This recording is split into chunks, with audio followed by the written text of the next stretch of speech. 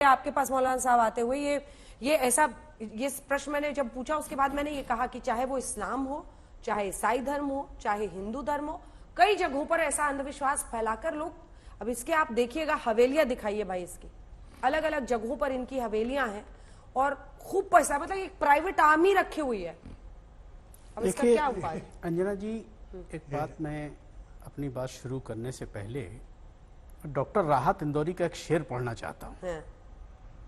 उन्होंने कहा था, कर्ज है माओ की छाती से टपकता हुआ दूध, ऐ हुकूमत तेरी इमदाद से क्या होता है। जिस दिन ये हादसा हुआ 3 घंटे के बाद सेंट्रल गवर्नमेंट और स्टेट गवर्नमेंट उसने 2-2 लाख रुपए का मुआवजा का ऐलान कर दिया। ना तो उसे ये आंकड़ा पता था कि मरने वाले कितने हैं, अपना नाम करने के लिए, अपने आप को अच्छा बताने के लिए मुआवजे का ऐलान कर दिया। सर एक मिनट, अब अभी तक किसी भी पार्टी ने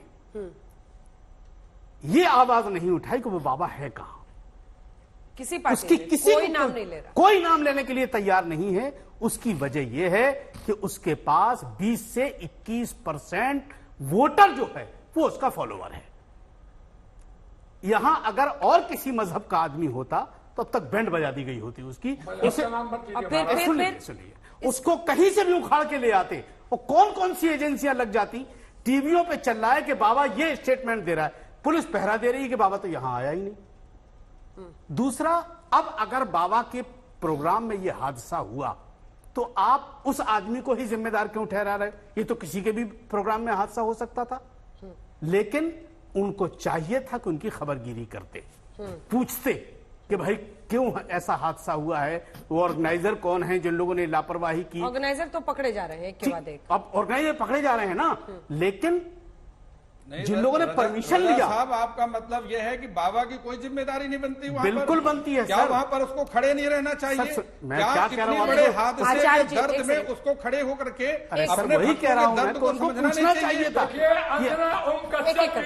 मैं आपको ये बताना चाहता हूँ और डंके के चोट से बताता हूँ, उसमें सभी संतों ने ग्रंथों में लिखा है कि हरित भूमि तृण संकुला समुझी परे नहीं पत जिमि पाखंड विवादते गुप्त हो ही सब ग्रंथ। कलयुग में इतना पाखंड आ जाएगा कि अच्छा और बुरे में फर्क कहना लोग बंद कर देंगे। इसका कारण है कि आपका वायु प्रदूषण हो गया, आईएएस गोली लगा रहा है, आईपीएस अपने में अब जवान को मारा है। मेरा कहने का तात्पर्य है नहीं, बाबा, सारी गलती बाबा की है अंजना जी। अगर वो रुकता, सबसे पैर छुआता तो भगदड़ मचने का सवाल ही नहीं पैदा होता। स्वामी जी, जड़ पर जाइए स्वामी जी, लेकिन वो कह रहे हैं कुछ और। वो कह रहे हैं कि अगर दूसरे मजहब का होता, अगर ये गलत कह रहे हैं, अगर मुस्लिम होता तो सारे पीछे पड़ जाते बाबा के। मैं किसी मजहब में किसी को नहीं बांटता हूँ।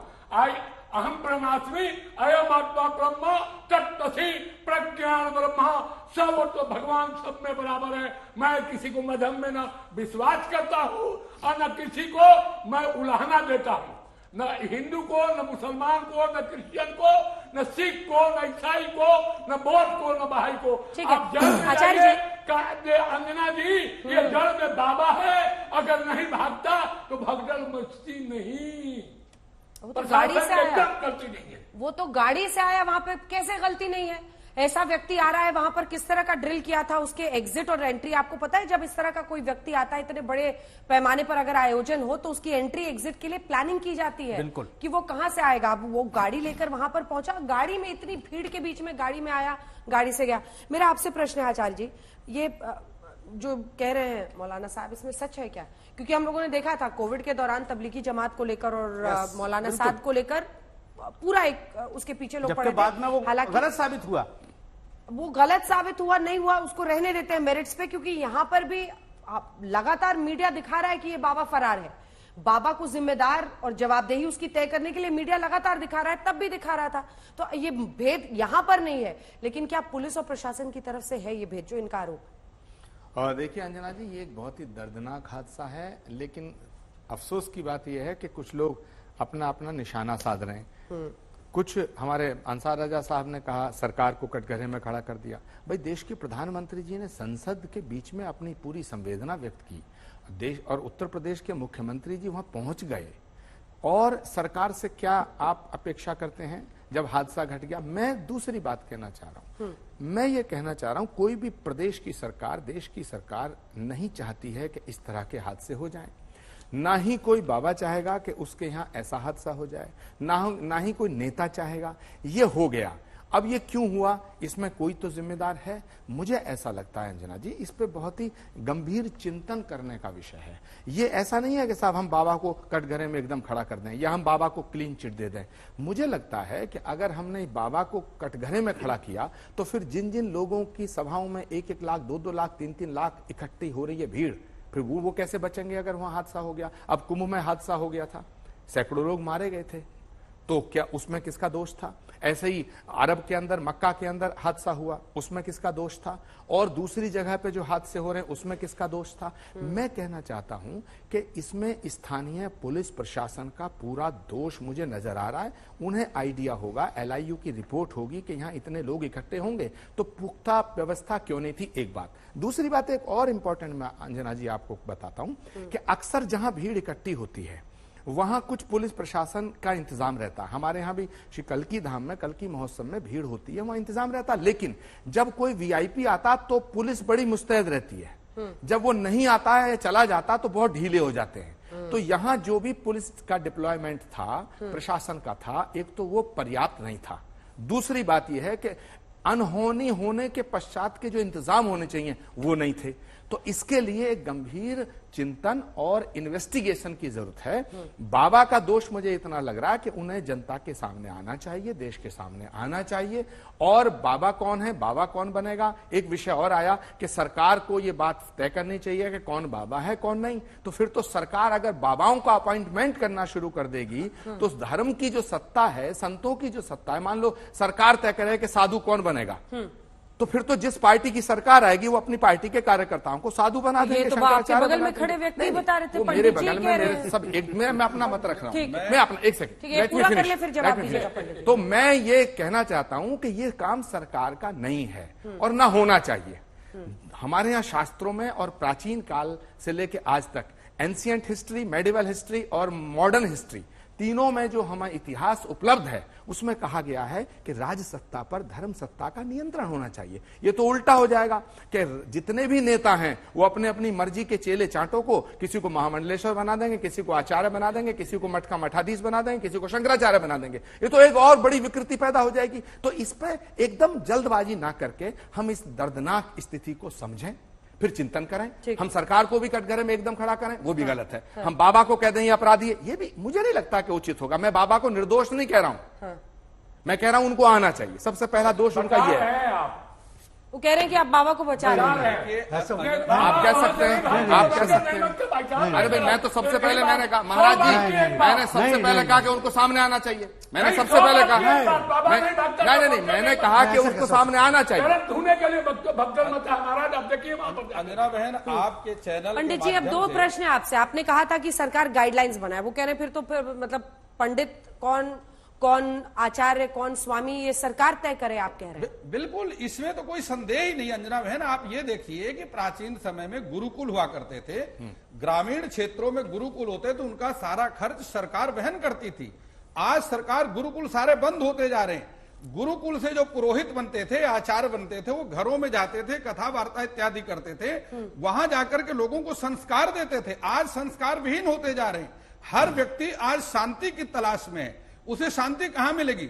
चार जितने भी बाबा हैं आप देखिए, इनके साथ में 80% ग्रामीण क्षेत्र के लोग होते हैं, 20% शहर के लोग होते हैं, और वो भी शहर के वो लोग होते हैं जो ग्रामीण से शहर में आ चुके हैं। आप देखिए, वो शांति की खोज में बाबाओं के पास में आते हैं। आज जितना भी जो पैसा आचार्य ब्राह्मण पुरोहितों को मिलता था, आचार्य पुरोहित और पंडितों के अभाव के कारण वो सारा पैसा बाबाओं के पास में जा रहा है। आज समाज का पैसा अंजना बहन, एक मिनट जल्दी सर, थोड़ा छोटा समाज का सारा पैसा 2 जगह जा रहा है। या तो बाबाओं के पास में जा रहा है या राजनेताओं के पास में जा रहा है। तीसरा कहां जा रहा है? क्योंकि संस्कारों की कमी हो रही है। बाबा ठीक है, अब ने जवाब सुनिए। धर्म को धंधा बना दिया है, ठीक है। संस्कार वो दे नहीं रहे हैं। पर केवल लोगों मैं से कैसे धन जानूं ही कि केवल मैं ग्रहण आप में करें। विश्वास Correct. करूं, इनमें करूं या इनमें करूं या मानू की पाखंड, यही तो प्रॉब्लम बहन, है। आप केवल आपने मेरे खुद ही पर कहा- विश्वास करिए। रुकिए, रुकिए। जो बात आचार्य जी, मैं कह रहा हूं, आप केवल कौन मेरे करेगा पर कि भरोसा कौन सही है करिए। कौन गलत है? अच्छा, अंजना जी, जो अभी शास्त्री जी ने कहा है कि गुरुकुल का जो तमाम इंतजाम है वो सरकार करे, ये एक अलग विषय है। लेकिन दूसरी बात इन्होंने कही कि गांव के लोग ज्यादा जाते हैं। अभी दुबई में बागेश्वर धाम जो धीरेन्द्र कृष्ण शास्त्री हैं, उनका प्रोग्राम हुआ दुबई में, तो लाखों आदमी इकट्ठा गाँव हुआ। है ही नहीं। They were so intelligent person, intellectual person. तो ये कह देना बंबई में प्रोग्राम होता, मैं अभी बेंगलोर गया था, हजारों आदमी थे। तो इसका मतलब तो क्या करते हैं आप लोग, जादू क्या करते हैं? थोड़ा ये सब भी तो बताइए। मैं तो यही समझने में इतने दिन लगा वो रही हूं। स्वामी चक्रपाणी जी बताएंगे। बाबा सब मार्केटिंग करते है। क्या है? ये एक सेकंड, एक जो सेकंड, एक सेकंड। प्रॉपर- साध्वी जी, एक सेकंड। साध्वी जी खुद ही कह रहे हैं कि मार्केटिंग है। मैं ये जानना चाह रही हूँ कि ये जो इन्होंने कहा कि अंधविश्वास नहीं होता, विश्वास होता है, ये लकीर तो बड़ी महीन है ना। और चापाकल के पानी से आपका इलाज हो जाएगा, ये विश्वास है? या अच्छी बातें सिखा रहे हैं, सत्संग कर रहे हैं, भगवान के करीब ले जा रहे हैं, क्या है?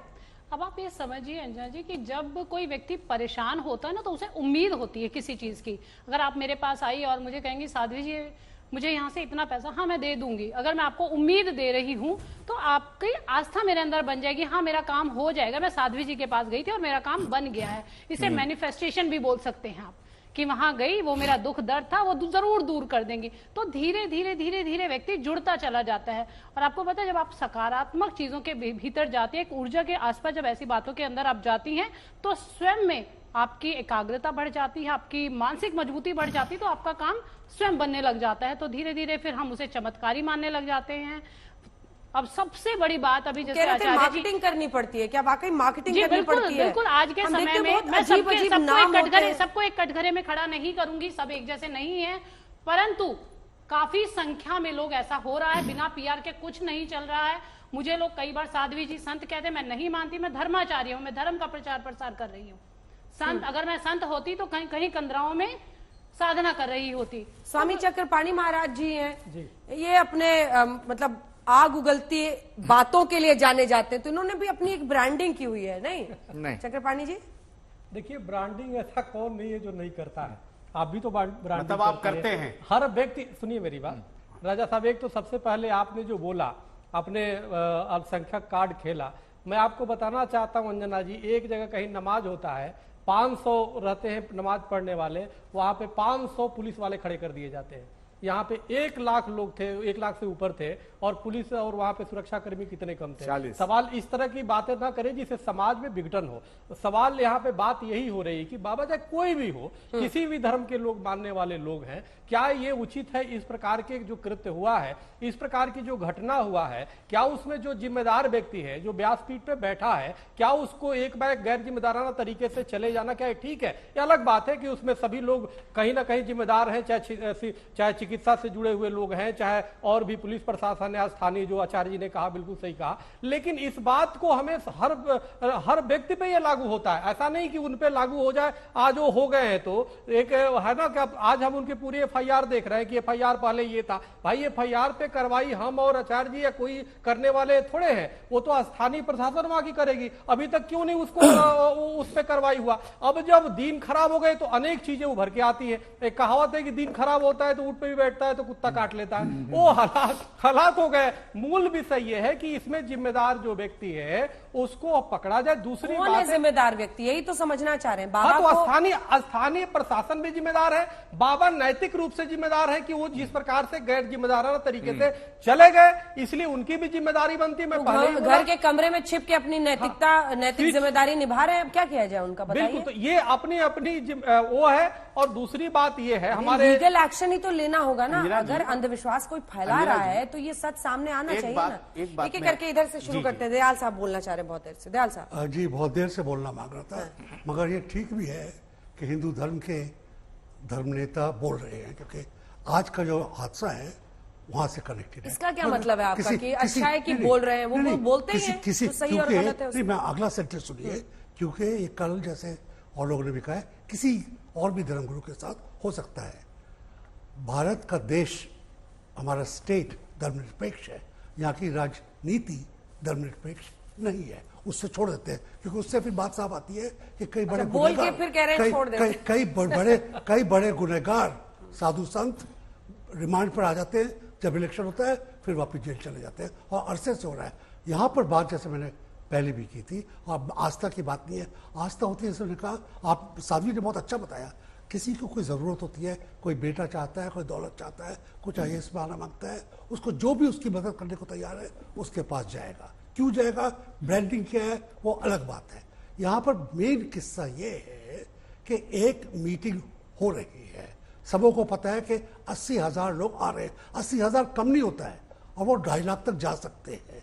यहाँ पर साधु जी का तो जुर्म यह है कि वो मुंह बचा के भाग गए, उनकी नैतिक जिम्मेदारी है, उनकी लीगल कल्पेबिलिटी है, और उनको उसकी सजा मिलनी चाहिए। भारत का कानून यही कहता है। दूसरी बात यह है कि यहाँ पर, क्योंकि कई लोगों ने कहा है सर, मैं सरकार का धर्म के किसी भी धर्म के मैं हस्तक्षेप बड़ी बुरी चीज मांगता हूँ, जैसे कि मैं राजनीति का और धर्म का कोई शादी हो जाए, धर्म का राजनीति में हस्तक्षेप को भी मैं बुरा मांगता हूँ, क्योंकि इसका बिना धर्म का राजनीति पंगु है महाराज। आप कहाँ बात करते हैं? राजनीति नहीं होता तो मदर टेरेसा को भारत नहीं मिलता। क्या आप बात करते हैं? अरे सुनिए ना, सुनिए, आप सुनिए, आप सुनिए, आप बुजुर्ग हैं, आप बुजुर्ग हैं, आप बुजुर्ग हैं।